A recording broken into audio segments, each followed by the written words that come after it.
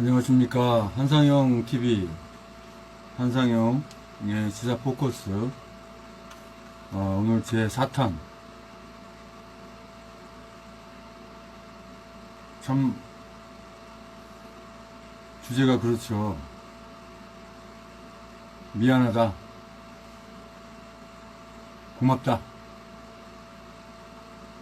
문재인은 단원고 아이를 살려내라 라는 주제로 오늘 한상영 시사포커스 시작합니다. 뭐가 미안할까요? 뭐가 고마울까요? 아니, 그 불쌍한 아이들이 사고가 아니라 학살된 것이 뭐가 그렇게 문재인은 고마울까요? 그리고 왜 미안할까요? 내가 너 죽여서 미안하다, 그게 말이 되나요? 사랑하는 자식을, 사랑하는 부모를, 사랑하는 친구를, 사랑하는 가족을 죽여놓고 미안하다, 이게 상식적으로 있을 수 있는 얘기인가요?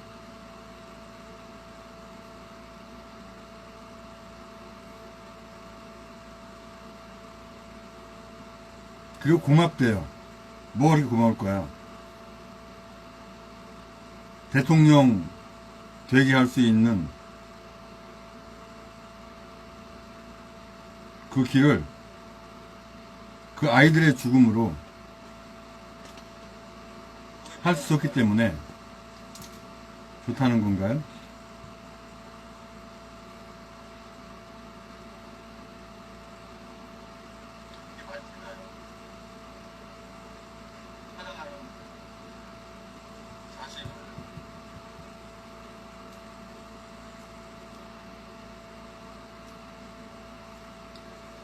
페이스북에 방해가 있어서 다시 껐다가 켰습니다.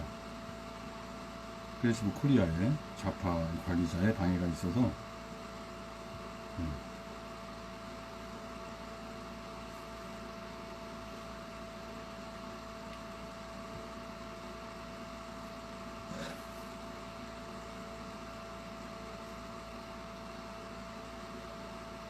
왜 문재인은 세월호 아이들이 죽은 게 고맙다고 얘기를 할까요?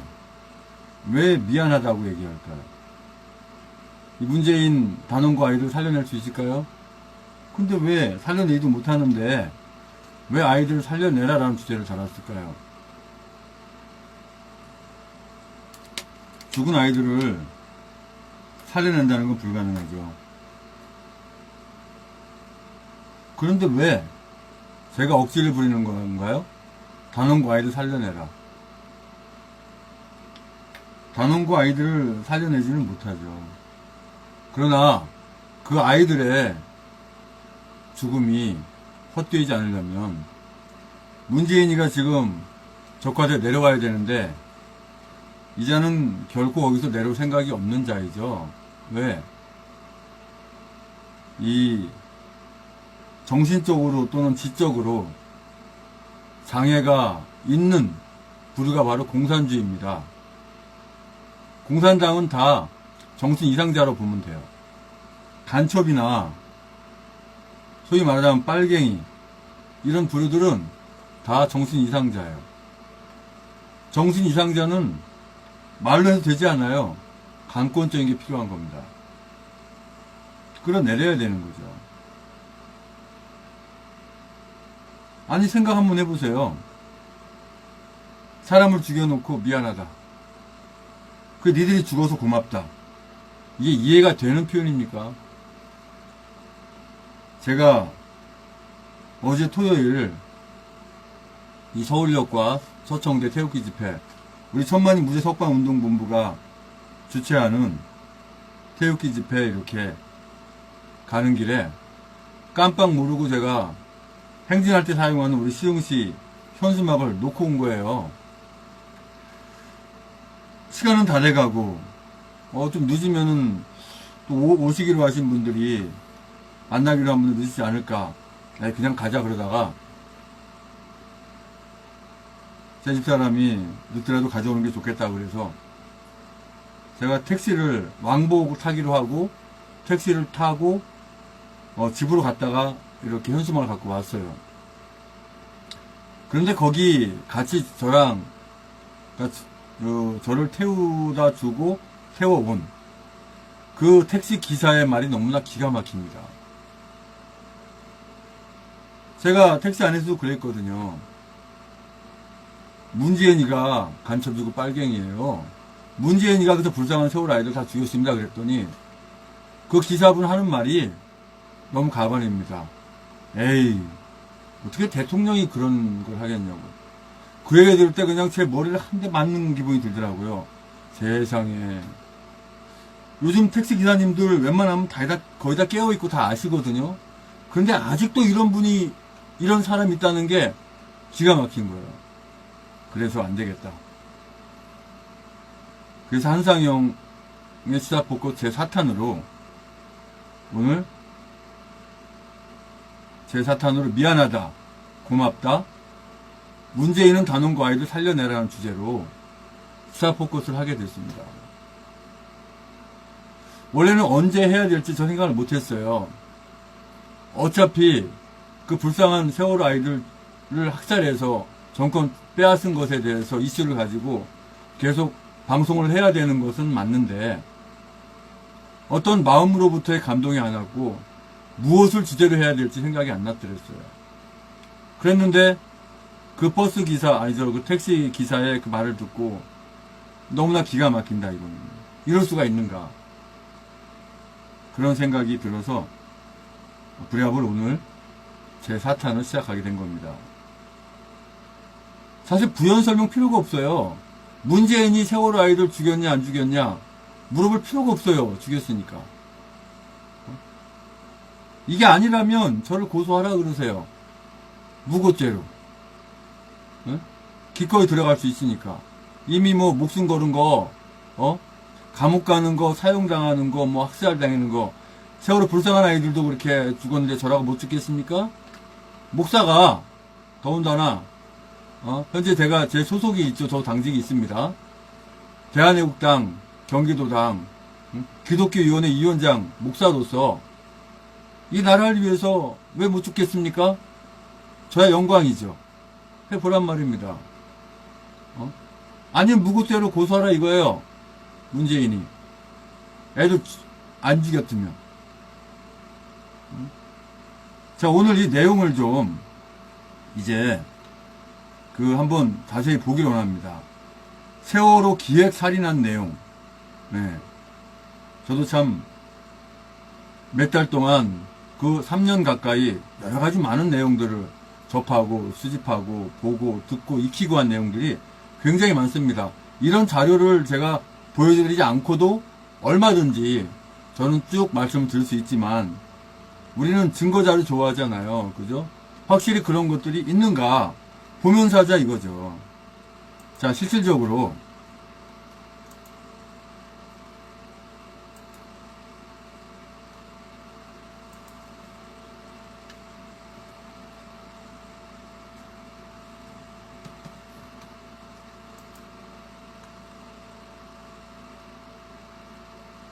자, 지금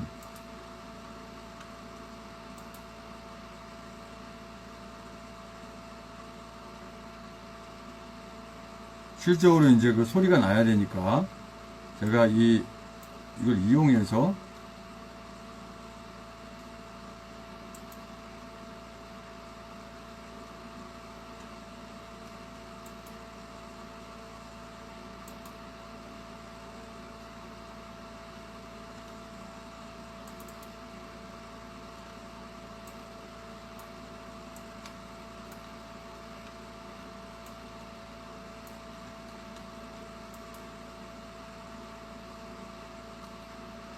앞으로는 이제 이 불쌍하게 학살된 이 세월호 아이들뿐만 아니라 이 외눈깔이라고 하죠. 이 박지원의 이 간첩 행위 뿐만 아니라 모든 것을 다 이 시사 포커스에서 한상 시사 포커스에는 다 파헤칠 거예요.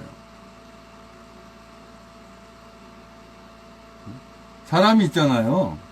목숨 걸고 하면은요 못할 게 없는 거예요. 예? 아예 내 목숨은 이미 끝났다 죽었다 생각하고 하면 되는 거예요. 예? 이 나라 대한민국 구하기 위해서 중공당이 얼마나 영광된 겁니까? 우리 군인들은 그런 정치 기본적으로 다 돼 있잖아요. 우리 군인 간부들 또 경찰 간부들. 예?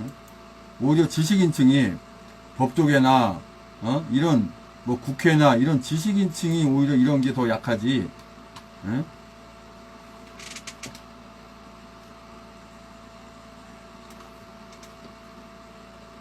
자, 김정일의 충성을 맹세한 46개 언론사 사장 리스트 이것도 있죠.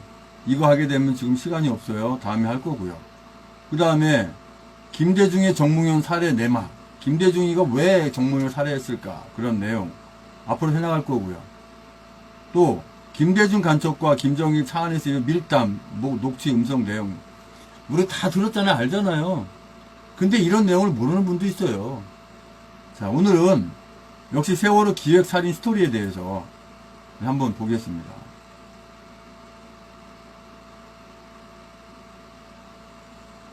그래, 그러면 세월호 기획살인하는 건 맞아.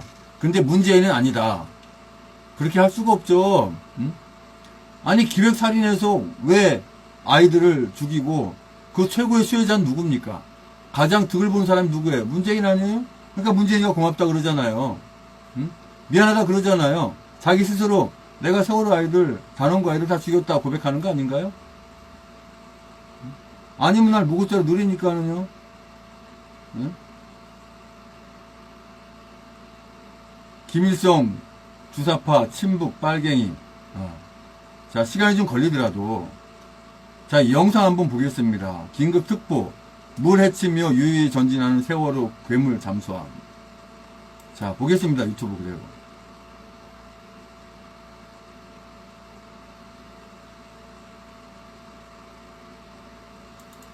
자, 시간 상관없어요.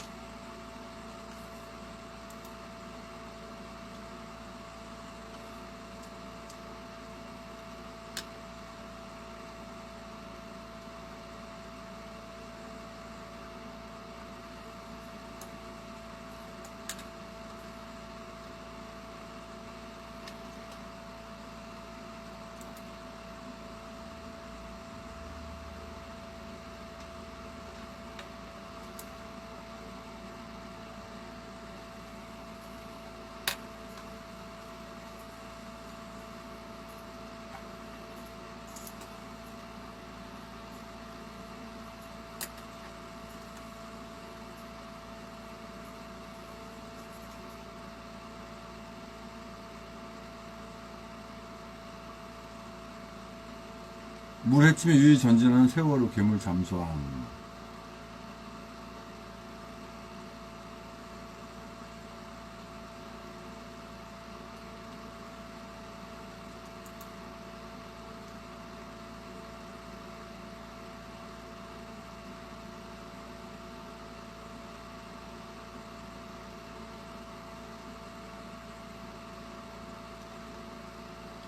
자, 박원순, 시청 앞을 차지하고 있는 그 원숭이의 망원록이 뭐라고 되어 있습니까? 호지명, 미국을 물리치고 조국 통일을 이루어냈다. 좌경, 좌익이 악일 수만은 없다. 김일성 만세는 표현의 자유. 김일성 만세가 표현의 자유예요? 응? 이 빨갱이 맞죠? 간첩 맞죠? 응? 자, 양심 고백, 세월호는 조작사고. 자, 이거 한번 보겠습니다.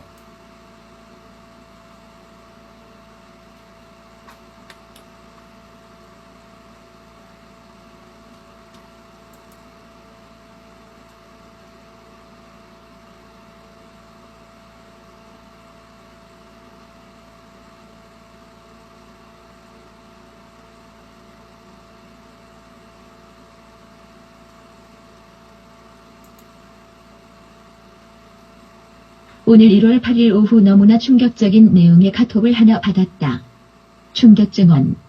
어느 전교조 선생님의 양심 고백이라는 이 글은 세월호 사건은 우리가 조작 모의한 사건으로 단원고 희생자 가족 여러분 너무나 죄송합니다라는 문장으로 시작되는 깜짝 놀랄만한 것이었다.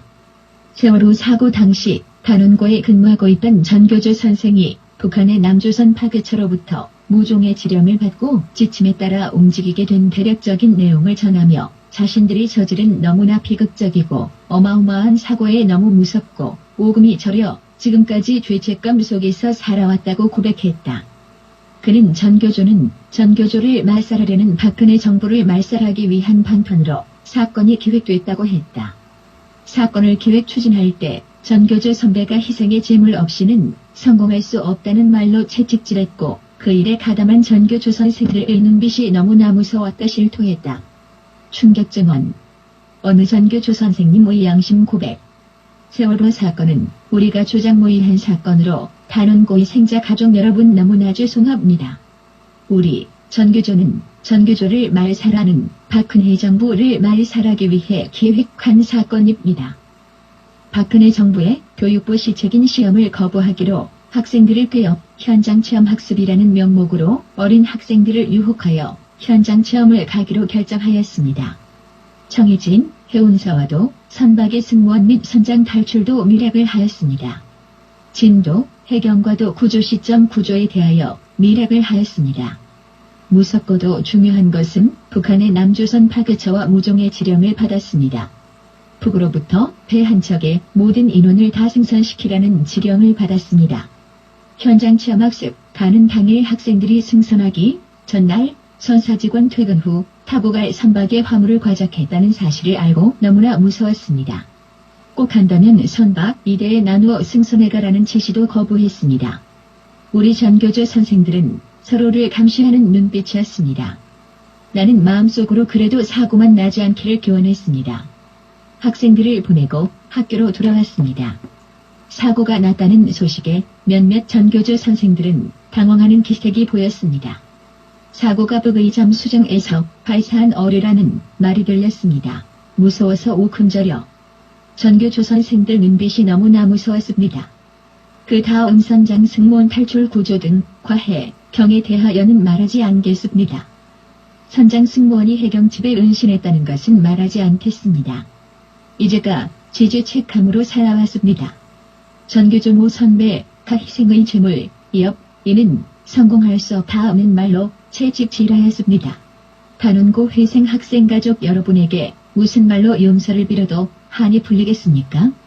이런 글 적어보려 여러 곳 기웃거리기도 했습니다.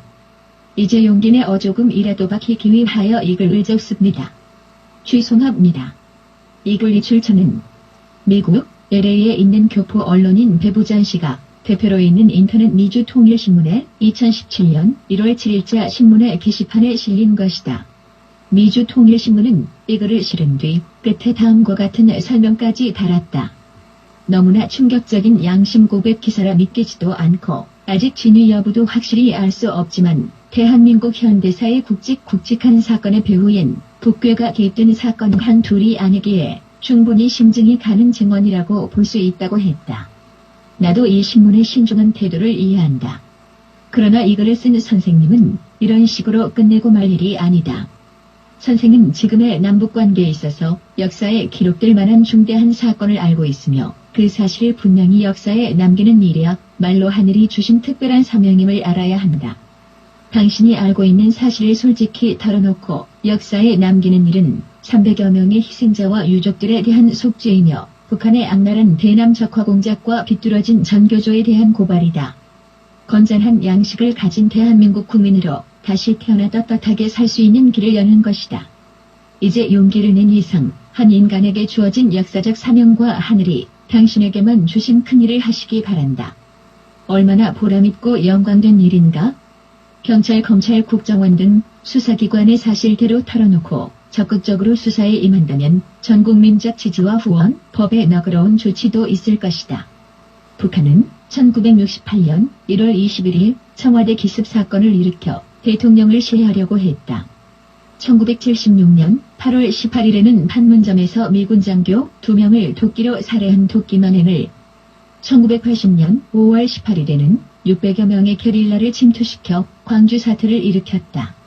1983년 10월 9일에는 미얀마를 방문 중인 전두환 대통령을 암살하기 위해 아웅산 묘소 폭파 사건, 1987년 11월 29일 대한항공 858기 폭파 사건, 2010년 3월 26일 천안함 어뢰 공격, 2010년 11월 23일 연평도 포격 사건 등 상상조차 할 수 없을 정도로 크고 어마어마한 대규모 도발을 저질러온 집단이다.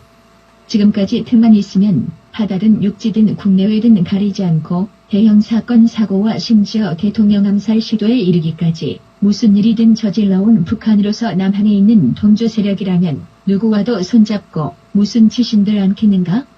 위에 글에도 있지만 북한의 남조선 파괴처 공식 명칭이야 어떻든 그로부터 지령을 받아 그 세부적인 지침에 따라 행동하고 지침대로 하는가를 상호 감시하는 전교조 선생들의 날카롭고 무서운 눈길을 느낄 수 있었다는 것도 충분히 공감할 수 있는 고백이라고 생각한다.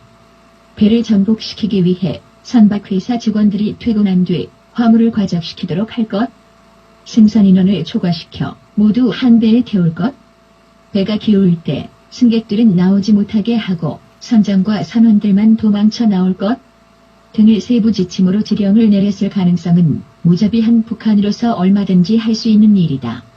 선장이 입사한 지 1년도 안 된 신출내기에게 운항큐를 넘겨주고 물살 거세기로 이름난 울돌목으로 몰아넣고 자신은 자리를 피했던 것도 지령에 따른 행동이었을 가능성이 있다. 그런 세부 행동을 지도하기 위해 선박회사와 해경에 미리 침투시켜 놓은 공작원을 이용하는 일쯤이야 쉬운 일 아니겠는가?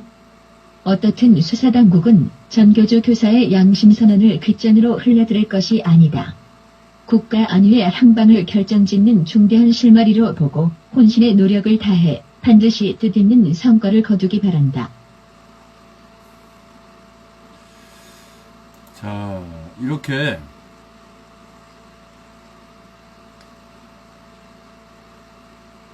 이 내용만 보더라도 저 북한의 김정은 이 공산당들과 이 대한민국의 독고서처럼 40년 동안 자라온 저 종북, 주사파, 빨갱이, 언노조, 정교조, 민노총 이 악한 것들이 합작해서 세월호를 강제로 빠뜨렸다고 하는 거 알 수가 있죠. 근데 그것을 이렇게 대한민국에서 지휘하고 끌어온 그 장본인들이 바로 누구예요? 문재인이죠. 박지원이죠. 어? 안민석이 이거는 스스로 조작했다고 고백하잖아요. 어? 세월호 했다는 얘기는 안 하지만. 자, 여기 한번 보죠. 표현이 좀 그렇네요. 해경 새끼들이 세월호 밭을 끌어당겨 더 침몰. 이러니까 박근혜 대통령님이 해경총장을 해임하고 해경을 해체하지 않을 수가 없는 거죠. 자, 이 영상도 한번 보겠습니다.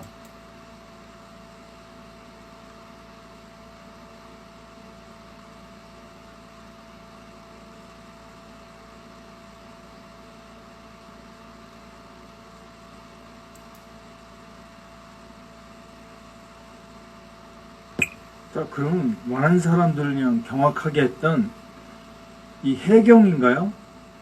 밧줄을 여기다 매달고 이걸 끌어당겨서 오히려 기운 쪽으로 세월을 끌어당기는, 이걸 우리가 설명할 수 있죠. 이게 무슨 짓 하는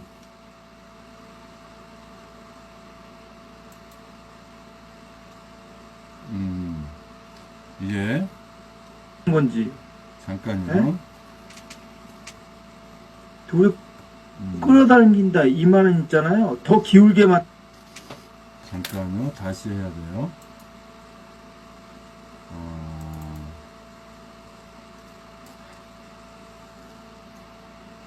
지금 이것이 연결이 끊겨서 다시 좀 손을 봐야 돼요. 이것도 방해하는 건 아니겠죠? 방해하면 직접 유튜브로 키면 되니까.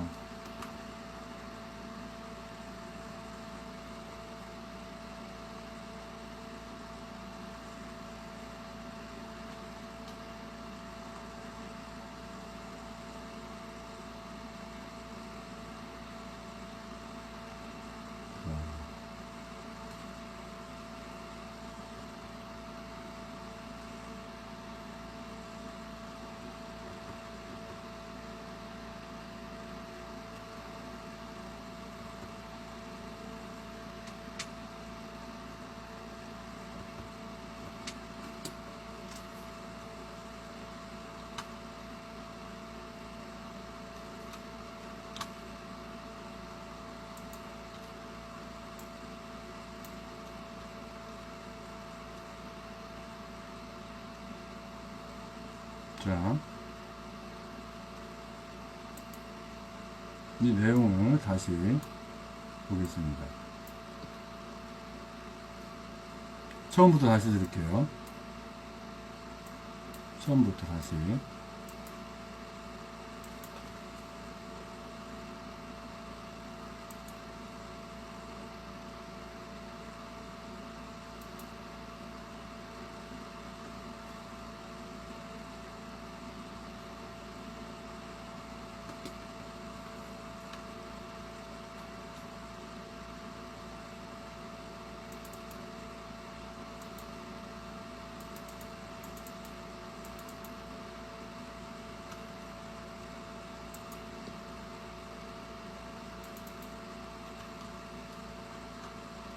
다시 실행할게요.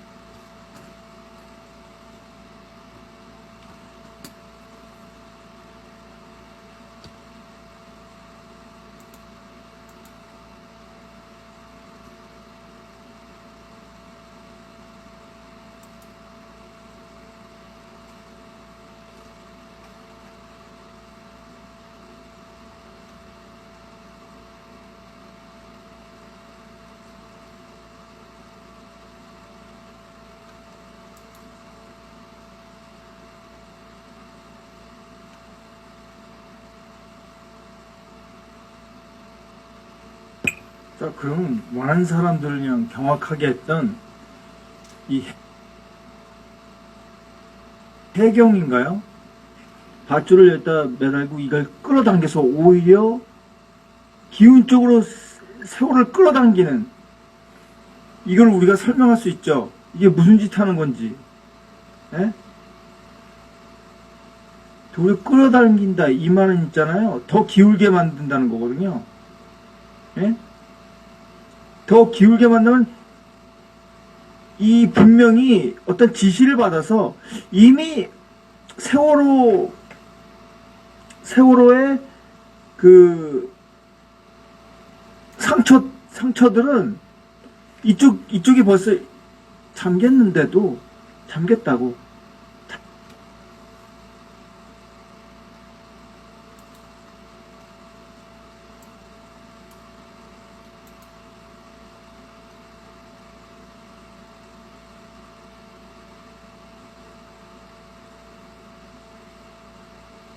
이게 방해를 하는가요? 버퍼링이 생기죠? 잠겼는데 아마 여기에 그 잠수함이 긁은 자국이 있을 거 아닙니까? 응? 그러니까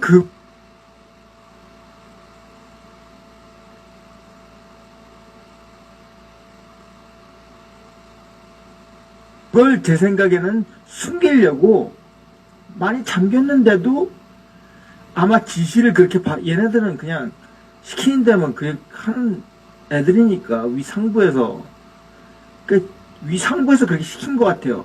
이쪽을 완전히 침수되게 하라. 안 보이게. 네? 그러니까 연락에 당기는 겁니다. 더 당겨가지고 이쪽을 침수되게 만드는 거죠. 네? 그래야지 이쪽에 이게 잠수함이 제가 아까 보여주듯이 그쪽을 잠수함이 그쪽 밑을 긁었을 거 아닙니까? 네? 이쪽을 완전 침수하게 해가지고 증거를 안 보이게 하게, 수면에 안 나오게 하게, 확실하게 뭐 요런 부분도 남을 수 있지 않습니까? 그러니까 확실히 증거를 덮어 씌우려고 이 짓을 하는 거죠. 이 권력의 개들이. 권력의 개들이 누구겠어요? 문재인이죠. 자, 그렇고요. 또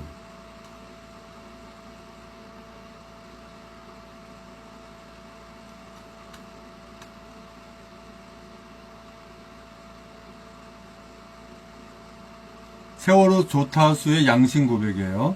옥중 편지를 남기고 고인이 된 세월호 조타수가 양심을 고백하며 목사님께 보낸 편지 내용. 자, 이걸 한번 볼까요? 들어볼까요? 영상 역시.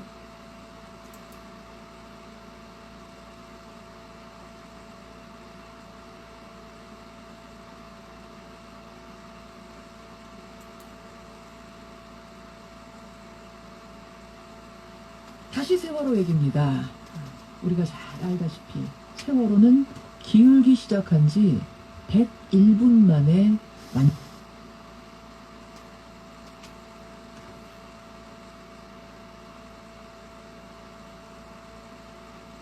완전 침몰했습니다. 보면서 이상하다는 생각하셨을 거예요. 저렇게 큰 배가 어떻게 저렇게 빨리 완전 침몰했는가? 바로 침수 때문이었습니다. 그런데요, 세월호의 조타수가 이와 관련해서 양심 고백을 한 내용이 뒤늦게 알려져서 주목이 됩니다. 철제로 되어 있어야 할 외벽이 바닷물이 들어와도 막을 수 없는 천막으로 되어 있었다. 이런 얘기인데요. 이게 무슨 소린가 싶습니다. 이 사실을 고백한 조타수는 지금 고인이 됐습니다. 그래서 오늘은 이 내용을 고스란히 전해들은 한 분을 연결해보죠. 광주 NCC 대표입니다. 장헌권 목사 연결을 해보죠. 장 목사님 안녕하세요. 네, 안녕하십니까? 예, 세월호 조타수의 증언, 이걸 어떻게 듣게 되신 겁니까? 2014년 4월 16일 참사가 일어난 후에 예, 6월 10일부터 선장 선원 재판이 강주 법원에서 1심, 2심이 진행되었습니다. 예. 그때 세월호 가족과 함께 방청을 했습니다.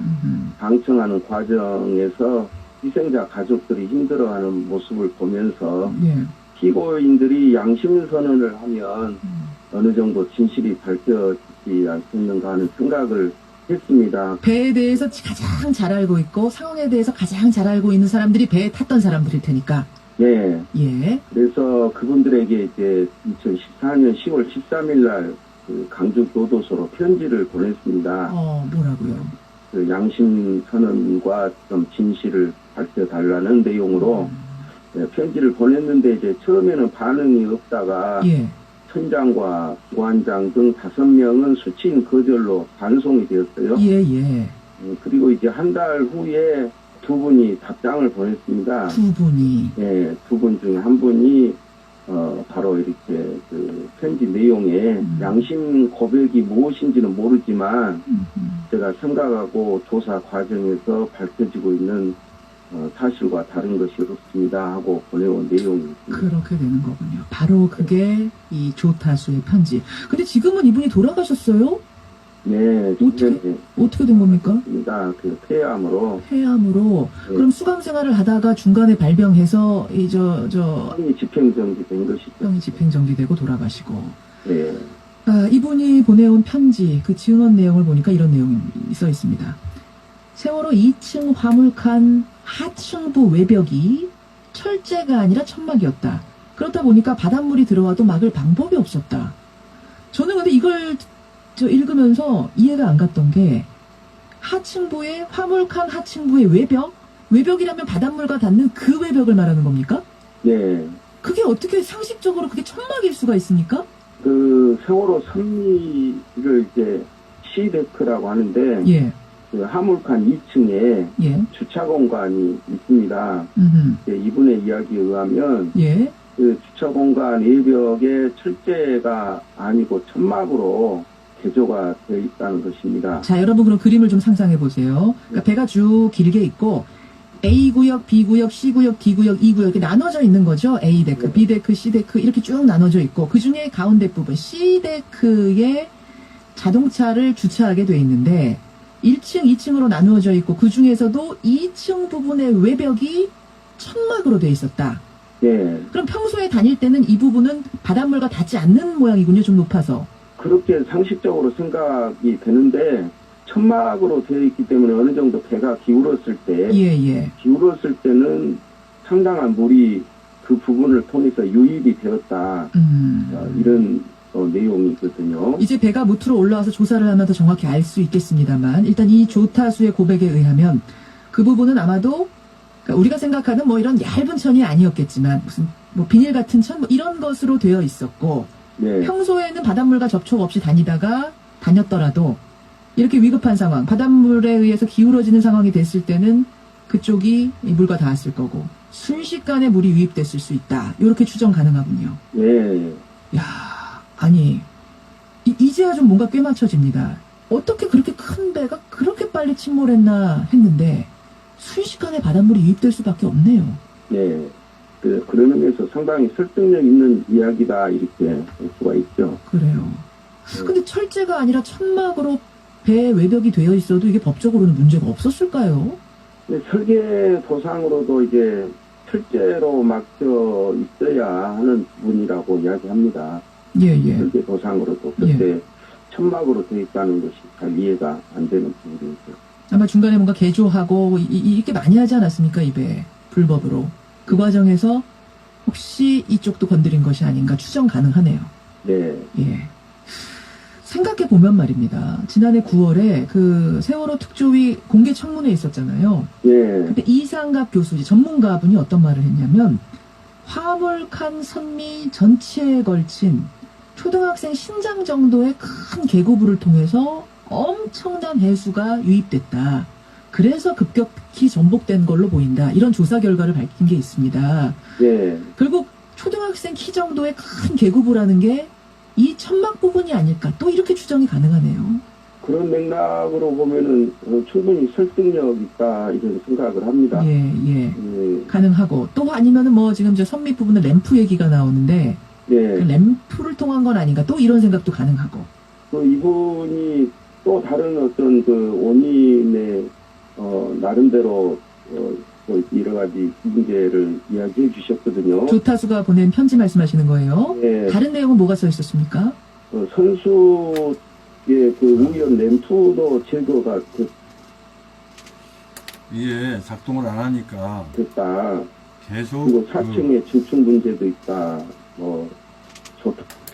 이게 자꾸 손을 안 댔더니 로그 아웃이 자꾸 되는데요. 아니면 이것도 조작을 하는 건지.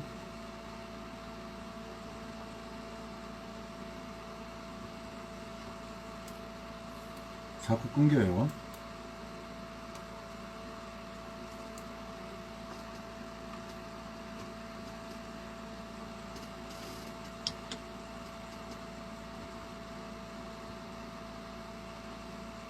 지금 제 페이스북에 있으니까 보시면 되긴 하는데, 저랑 페이스북 연결 안 된 분들을 위해서도 그렇고, 또 이게 공개적으로, 많이 배포가 돼야 되기 때문에, 이렇게 할 필요가 있죠.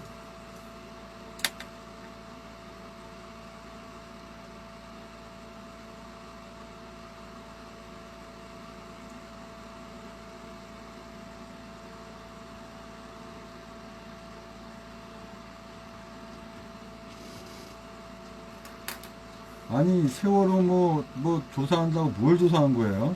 손만 잡은 거지. 예? 이거는 사고가 아니고, 학살이 아니고 사고다라는 걸 만들기 위해서 온갖 쇼를 다 했겠죠. 예. 엄청난 많은 비용 들여서 선세까지 끌어올리고, 했는데, 결국은 사고라는 쪽으로, 몰아갔잖아요. 학살인데 문재인이가 다 아이들 다 죽여놓고 정권 찬탈한 건데, 응? 이게 말이죠. 너무나 기가 막힌 상황입니다. 그렇죠?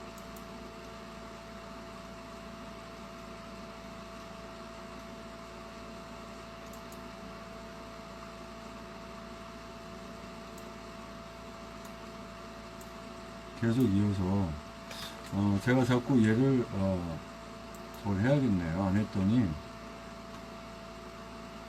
다시 세월호 얘기입니다. 좀 우리가 잘 알다시피 앞으로 좀 진행하겠습니다. 가장 잘 알고 있고 상황에 대해서 가장 잘 알고 있는 사람들이 배에 탔던 사람들일 테니까. 예. 예. 그래서 그분들에게 이제 2014년 10월 13일 날 강주 교도소로 편지를 보냈습니다. 뭐라고요?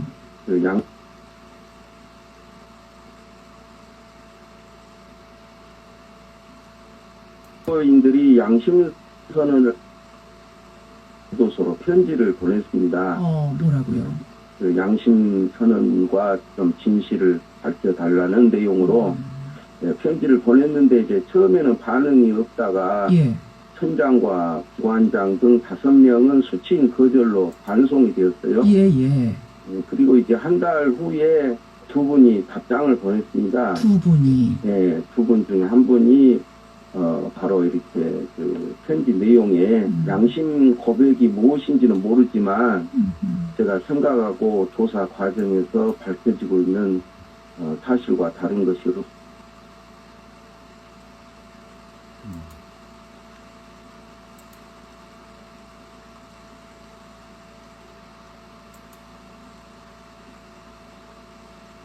없습니다 하고 보내온 내용이 그렇게 되는 거군요. 바로 그게 이 조타수의 편지. 근데 지금은 이분이 돌아가셨어요? 네, 어떻게 된 겁니까? 입니다. 폐암으로. 폐암으로. 네. 그럼 수감 생활을 하다가 중간에 발병해서 병이 집행정지된 것이죠. 병이 집행정지되고 돌아가시고. 네. 이분이 보내온 편지 그 증언 내용을 보니까 이런 내용이 써 있습니다. 세월호 2층 화물칸 하층부 외벽이 철제가 아니라 천막이었다. 그렇다 보니까 바닷물이 들어와도 막을 방법이 그렇죠. 없었다. 그렇죠. 저는 근데 이걸 읽으면서 이해가 안 갔던 게 하층부의 화물칸 하층부의 외벽이라면 바닷물과 닿는 그 외벽을 말하는 겁니까? 네. 그게 어떻게 상식적으로 그 C데크 이렇게 쭉 나눠져 있고 그 중에 가운데 부분 C데크에 자동차를 주차하게 돼 있는데 1층, 2층으로 나누어져 있고 그 중에서도 2층 부분의 외벽이 천막으로 돼 있었다. 철제가 아니고 천막으로 개조가 되어 있다는 것입니다. 자, 여러분 그럼 그림을 좀 상상해 보세요. 그러니까 배가 쭉 길게 있고 A구역, B구역, C구역, D구역, E구역 이렇게 나눠져 있는 거죠. A데크, B데크, C데크 이렇게 쭉 나눠져 있고 그 중에 가운데 부분 C데크에 자동차를 주차하게 돼 있는데 1층, 2층으로 나누어져 있고 그 중에서도 2층 부분의 외벽이 천막으로 돼 있었다. 네. 그럼 평소에 다닐 때는 이 부분은 바닷물과 닿지 않는 모양이군요. 좀 높아서. 그렇게 상식적으로 생각이 되는데 천막으로 되어 있기 때문에 어느 정도 배가 기울었을 때 예. 기울었을 때는 상당한 물이 그 네. 부분을 통해서 확실히, 유입이 되었다. 이런 방해를 하고 있는 것을 내용이거든요. 이제 배가 무트로 올라와서 방해를 조사를 하면 하고 정확히 있는 알 수 것을 있겠습니다만 일단 이 조타수의 고백에 의하면 감지를 했고요. 그럼 이걸 사용하지 않고, 직접적으로, 그래요. 확실히 이제, 모바일, 이거까지, 사용해서 방해를 한다. 이제 이런 개념 된 겁니다. 그러면, 자,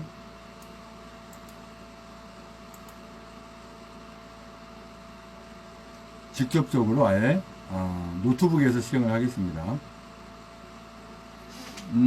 결국은 이걸 방해한다 하더라도 저는 이 방해를 안 받죠.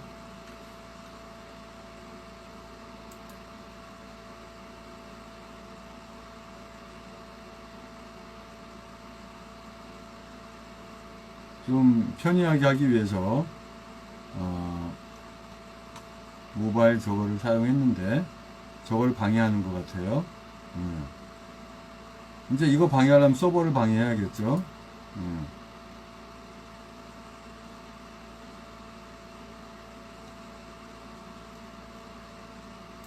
다시 세월호 얘기입니다. 명의 집행정지되고 돌아가시고 네. 이분이 보내온 편지 그 증언 내용을 있다는 것입니다. 자 여러분 그럼 그림을 좀 상상해 보세요. 그러니까 배가 쭉 길게 있고 A구역, B구역, C구역, D구역, E구역이 나눠져 있는 거죠. A데크, B데크, C데크 이렇게 쭉 나눠져 있고 그 중에 가운데 부분 C데크에 자동차를 주차하게 돼 있는데 1층, 2층으로 나누어져 있고 그 중에서도 2층 부분의 외벽이 천막으로 돼 있고 우리 그 부분을 통해서 유입이 되었다. 이런 내용이거든요. 이제 배가 무트로 올라와서 조사를 하면 더 정확히 알 수 있겠습니다만 일단 이 조타수의 고백에 의하면 그 부분은 아마도 이 그러니까 우리가 생각하는 뭐 소리를 이런 좀 얇은 천이 증폭을 할 아니었겠지만 필요가 있을 것 같아요. 비닐 같은 천 뭐 이런 것으로 되어 있었고 네. 평소에는 바닷물과 접촉 없이 다녔더라도 이렇게 위급한 상황 바닷물에 의해서 기울어지는 상황이 됐을 때는 그쪽이 이 물과 닿았을 거고 소리가 크게 들리나요? 순식간에 물이 유입됐을 수 있다 이렇게 추정 가능하군요. 네. 야 아니 이제야 좀 뭔가 꽤 맞춰집니다.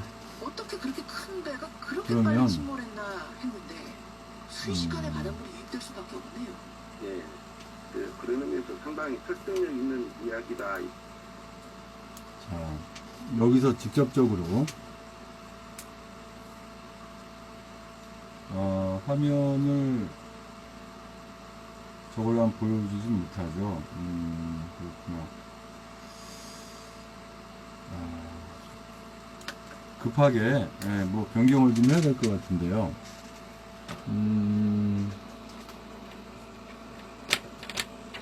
이게 지금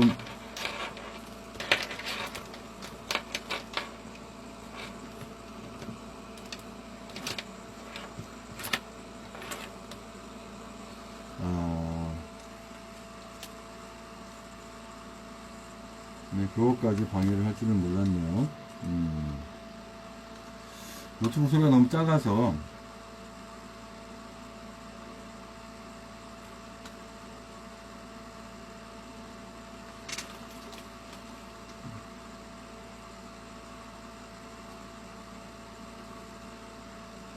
소리가 잘 들리나요? 이 소리가?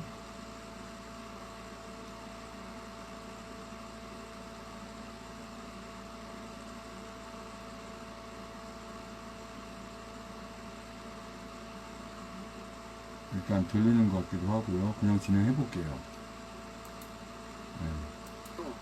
이렇게 위급한 상황, 바닷물에 의해서 기울어지는 상황이 됐을 때는 그쪽이 이 물과 닿았을 거고 순식간에 물이 유입됐을 수 있다. 이렇게 추정 가능하군요. 네. 야, 아니 이제야 좀 뭔가 꽤 맞춰집니다.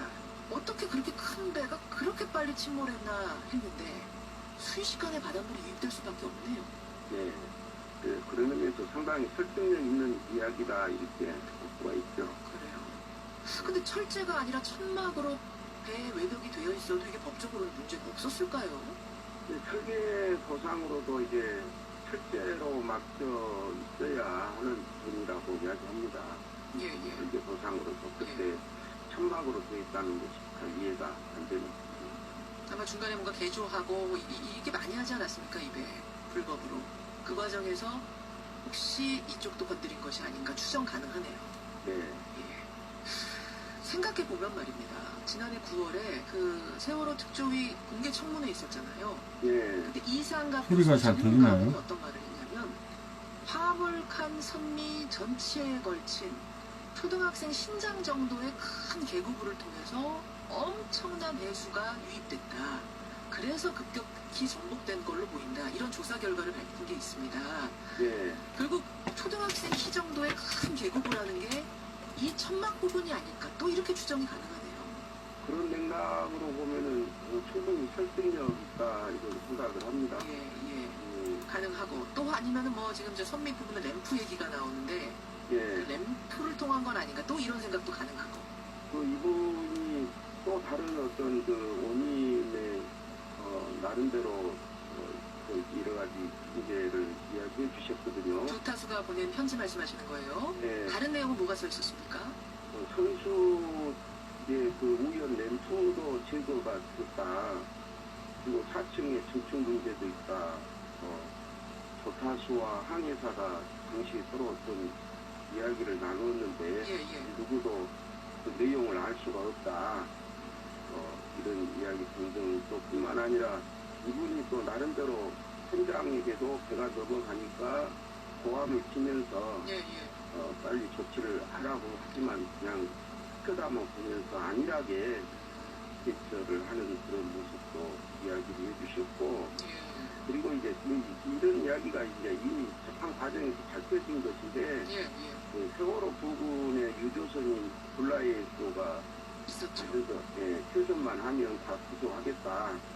퇴선 조치를 안 한 것인데 현장이 알아서 조치를 취해야 되는데 현장은 그 부분에 있어서 퇴선 명령을 안 한 것은 저 세월 등을 생각한 것이다. 조리에 떠내려갈까 봐서 예, 그런 내용이 지금 현재 담겨 있었다. 그런 내용은 이제 뭐 우리가 알고 있는 내용이고 저는 지금 어떤 부분이 귀에 걸리냐면 네, 선수 우현의 램프 차량 진입로라고 그러죠. 이번에 왜 그 저 바지선으로 옮길 때 좌현 램프가 열려서 고생을 했는데 예, 지금 이 편지에는 우현 램프를 떼내서 예, 좌우에 불균형이 생겼다라는 걸 조타수가 썼어요. 예. 이건 무슨 얘기일까요? 이 부분도 그 우리가 이번에 이제 램프를 제거한 것은 우리가 다 이해하고 있고 알고 있는데 예, 예. 그 당시의 우연 램프가 제거가 됐다. 이것이 문제다. 이렇게 이제 한 문장으로만 한 문장으로만. 예, 그러니까 그 이번에 떼낸 거는 이번에 이제 2년 과정에서 떼낸 거고 좌현은 예. 우현 선수에도 램프가 하나 있었는데 거기는 무슨 이유인지는 지금 밝히지 않았지만 그쪽 램프를 떼냈다. 이 부분도 지금 무트를 올리고 나서 조사를 해야 될 부분이네요. 그렇죠. 예. 이렇게 저렇게 배가 개조된 모습을 이 편지 안에 조타수가 담았다는 말씀. 이제 세월호 전체가 무트로 올라오면 아마 진상조사 다시 꼼꼼히 이루어질 겁니다. 예, 관련자들한테 꼭 좀 당부하고 싶은 점이 있으시다군요. 우리가 진실은 침몰을 하지 않는다고 이야기한 것처럼 진상 규명을 위해서 협력하고 또 편지 보내는 내용처럼 양심 고백을 해서 예. 더 이상 그 어둠이 이길 수 없다. 세월호 이전과 이유가 달라져야 된다. 이런 부분에 있어서 다시 한번 생각하고 행동을 해주십사하는 마음입니다. 그 목사님은 참사 직후의 재판부터 항소심까지 거의 모든 재판을 다 안 빠지고 가셨다면서요. 네, 예, 유가족들과 함께 계속 해오신 분으로서 그 힘든 과정 지켜보면서는 정말 느낌이 어떠셨어요? 제가 당청하면서 희생자 가족분들의 그 고통스럽고 힘들어하는 모습이 주민이 아파하는 그런 어떤 심정이 되었습니다. 그리고 그 배후에는 또 어떤 의혹이 있을까 이런 그런 생각을 많이 하게 되었습니다. 포기하지 않고 끝까지 이 진상이 규명이 돼야 되는 것다 하는 것을 저는 생각을 많이 했습니다. 이제 미수습자가 꼭 발견돼야 됩니다. 전원, 네. 9명 전원 꼭 발견돼야 하고 또 어제 말씀하신 대로 진상이 철저하게 하나도 가림없이 밝히는 것, 그게 우리 숙제가 아닐까 싶습니다. 끝까지 말씀 듣도록 하죠. 고맙습니다, 목사님. 네, 감사합니다. 예, 광주 NCC 대표 장원권 목사였습니다. 목사였습니다. 자, 지금 이렇게 세월호가 어떻게 사고가 아닌 학살로 됐는지 부분에 대해서, 또 항해 전문가 신상철이 말 못한 이야기, 이젠 말할 수 있다, 고의 침몰. 이것도 역시 한번 들어보겠습니다. 이런 자료들이 얼마든지 인터넷에 있어요. 있는데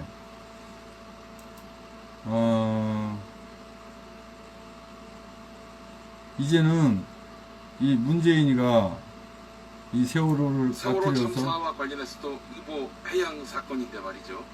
정부와 해양수산부는 전문가들의 의견을 무시하고 상하이 셀비지에만 의존했습니다. 근데 네. 우리 신상철 전 위원께서는 상하이 셀비지 어떤 회사인지 잘 알고 계시죠? 아니요, 사실 그런 셀비지 쪽에는 우리나라도 캐리어가 있는 회사들이 많거든요. 예.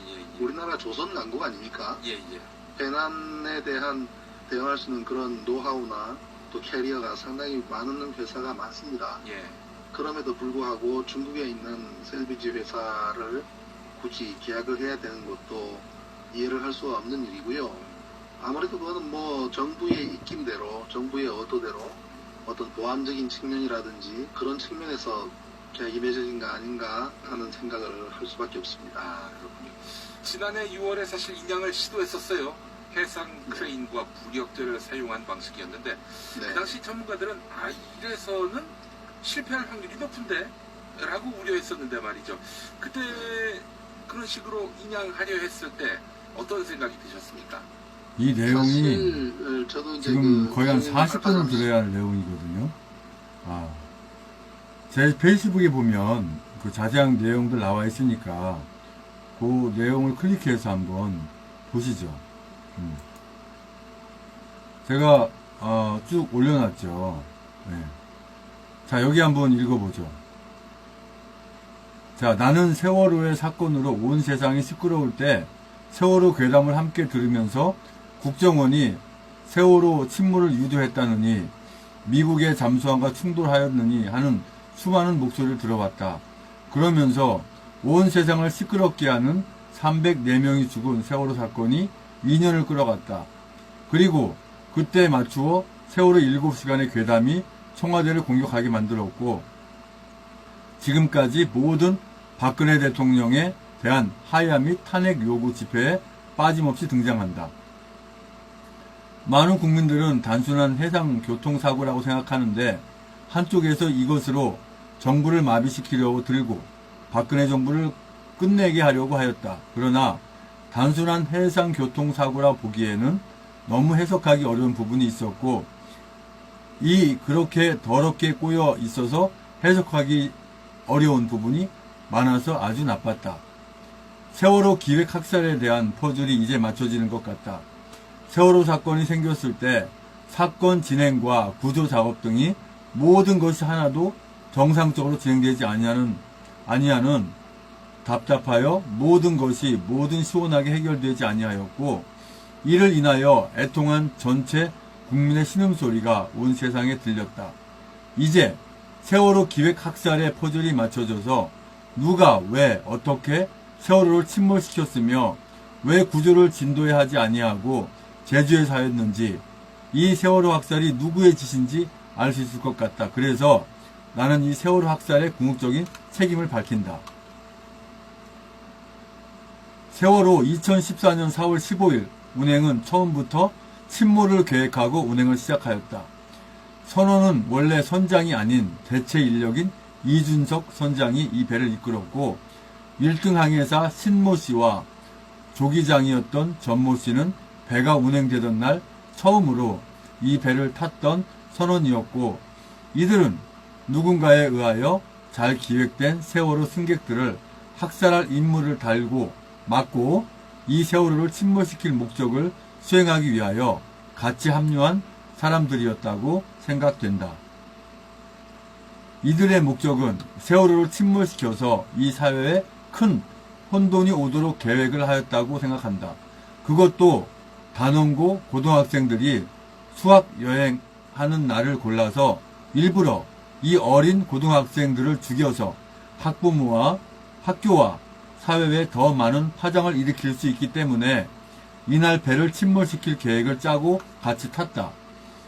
이들은 사고를 가장한 대량 살상의 방법을 찾고 그 책임을 정부에 덮어 씌워 박근혜 정부를 흔들 방법을 위하여 오랫동안 방법을 찾았고 그 방법을 택한 것이 바로 이 세월호를 침몰시키는 것이었고 세월호는 자체적으로 취약한 사회적 기반을 가지고 있었는데 그것은 개신교에서 이단이라고 지목을 받은 구원파라는 종교단체가 운영하는 사업이었기 때문에 공탁하기 좋았다. 그러면 누가 이 세월호를 통한 학살로 사회적 폭동을 일으킬 계획을 꾸미고 만들었는가? 그것은 이 일을 통하여 가장 이득을 본 집단이 누구인지, 이 일을 통하여 가장 해를 입은 사람이 누구인지를 보면 알게 된다. 누가 이 일을 통하여 정치적으로, 사회적으로 가장 어려운 형편에 들어가게 되었는가? 그것은 말할 것도 없이 박근혜 정부이다. 그러므로 이것은 박근혜 정부에 의하여 저질러진 것이 아니다. 그러면 누구가 가장 큰 정치적으로 사회적 이익을 얻게 되었는가? 그것은 말할 것도 없이 종북 좌파의 정당과 파당 전부가 이익을 보고 있는 큰 정치적, 사회적 공격을 할 수 있는 좋은 입지를 얻게 되었다. 그러므로 이 세월호 참사는 종북 좌파에 잘 기획되고 계산된 방법으로 만들어진 기획된 학살이라고 나는 생각합니다. 당연하지 않아요? 지금 저 횃불당, 저 배반당, 저것들도 다 같은 족속들 아니에요? 같은 것들이죠. 같은 패거리라고 보면 됩니다. 그렇지 않아요? 더불어공산당은 얘기할 것도 없고, 세월호 애들 좀 죽이면 어때? 이게 말이 됩니까? 그런 생각 갖고 정권을 찾겠다고, 찬탈하겠다라고 하는 그런 계획 하에서 세월호 아이들을 먼저 기획해서 다 죽여놓고, 문재인이가 정권을 잡은 거 아니에요? 그 아이들 다 죽여놓고 추미애니 누구니 다 정권 잡겠다고 경쟁하고 나와가지고 문재인이 돈을 제일 많이 썼는지 김정은의 지령에 의해서 문재인을 세우라고 했는지 가장 큰 수혜자가 바로 문재인이 아니에요. 그러니까 문재인이 고맙다, 미안하다 이렇게 고백하는 거 아니에요? 제 말 틀립니까? 근데 저게 뭐라고요? 저게 이 적화대에서 대통령이라고요? 살인자, 학살자 아닙니까? 저게 무슨 대통령이에요? 또 그를 따르는 자들은 도대체 뭡니까? 더 나쁜 자들 아닌가요? 지금 뭐 정치를 못하네, A4 용지를 보내, 어디 가서 왕따 당하네, 또 뭐예요? 지금 뭐 그거 지금 따질 게 아니라 어떻게 이 정권을 찬탈했는지, 어떻게 이 촛불 망령된 이 촛불 무리들 그것도 언노조와 단합해가지고 10만도 안 되는 걸 100만이네 200만이네 300만이네 속여가지고 거기에는 중국에서 이렇게 유학 온 6만 명의 애들이 포함되어 있다는 그런 얘기도 있어요. 광화문에는 도대체가 100만이 모일 수가 없어요.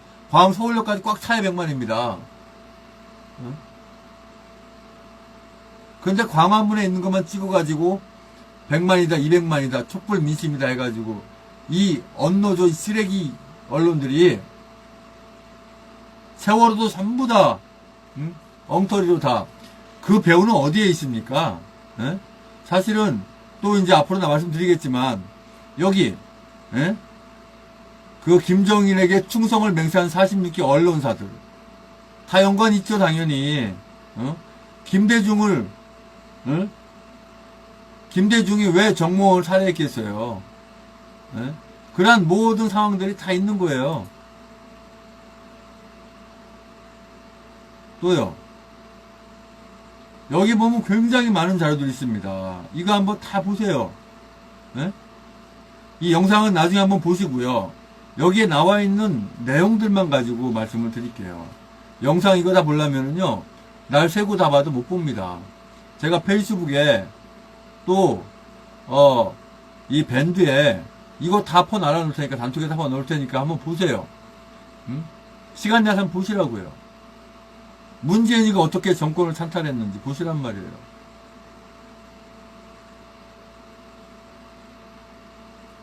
이준석 선장은 그날 2014년 4월 15일 자신의 배가 아닌 다른 사람이 선장으로 있는 배에 임시로 올라 세월을 운행하였다. 그리고 그들은 4월 16일 오전 11시 48분 배를 지그재그로 운행하면서 엎어지지 아니하는 배를 의도적으로 엎기 위하여 좌로 한참 갔다가 우로 확 꺾어 배 짐들과 무게 중심이 좌로 쏠리게 만들어 그들이 말하는 첫째, 둘째 변침을 통하여 세월을 넘어지게 하지만 복원력이 있어서 넘어지지 아니하는 배를 닷을 내려서 해저 얕은 곳에 걸리게 하여 전속력으로 가던 배로 하여 금 억지로 넘어지게 만들었다.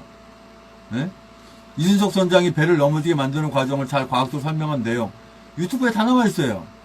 자, 그는 배의 행적을 숨기기 위하여 배 AIS 선박 자동 식별 장치를 꺼고 갔다. 그리고 그 배가 좌우로 흔들고 별짓을 해도 잘 넘어지지 않자 배를 넘어뜨리기 위하여 배를 근처에 있는 병풍도 가까이 가서 배에 닻이 닿을 수 있는 해저 지면이 가까운 곳으로 가서 닻을 내려서 닻을 바다의 바닥에 닿게 하고 다시 해저면에 걸리게 해서 걸리던 배가 충격을 받고 옆으로 쓰러지게 해서 갑자기 배를 침몰시킨다. 이 미친놈들 아니냔 말이에요. 이 정신병자 또라이들 아닌가, 이것들이. 그 불쌍한 아이들 다 죽이기 위해서, 얼마나 많은 돈을 받았는지, 얼마나, 김정한 교육을 받았는 이 간첩, 나쁜 놈들인지, 아주 배를 못 빠뜨려서 암달아 하잖아요, 지금 이렇게. 이 영상들 한번 쭉 보세요. 닷을 내려서 배를 침몰시키게 한 사실을 증명한 유튜브 다 있어요. 기관장이 엔진을 끌 이유가 하나도 없다. 그러나 그는 배가 넘어지게 될 각도에 있을 때 배가 중심을 잡을 수 있는 능력 아예 없애기 위해 엔진을 꺼서 배가 넘어지게 만들었다. 이 내용을 보라고요. 이 많은 내용들을. 세월호 기획학살살인 스토리 다 있어요. 이렇게 이 많은 내용들. 이 악한 이게 누구예요 이거? 박영선이 아닙니까? 공산주의 운이 아주 뭐 공산주의 군복 입은 것 색깔 있고, 손새끼, 얼마나 거짓 보도하고, 이렇게 했는지, 이걸 한번 보란 말입니다.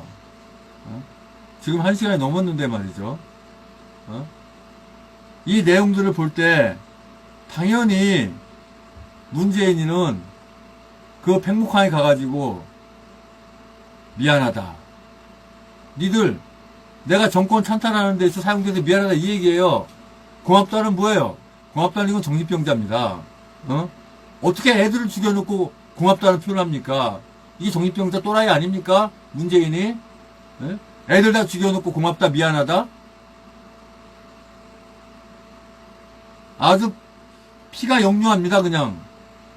생각만 하면. 이걸 모르고 있는 이 국민들이 개돼지 아니냐고요, 개돼지. 개돼지 표현 참 잘 썼네요. 개돼지는 학살됩니다, 다. 개돼지는, 돼지는 죽잖아요. 잡아 죽잖아요. 그렇게 되고 싶어요?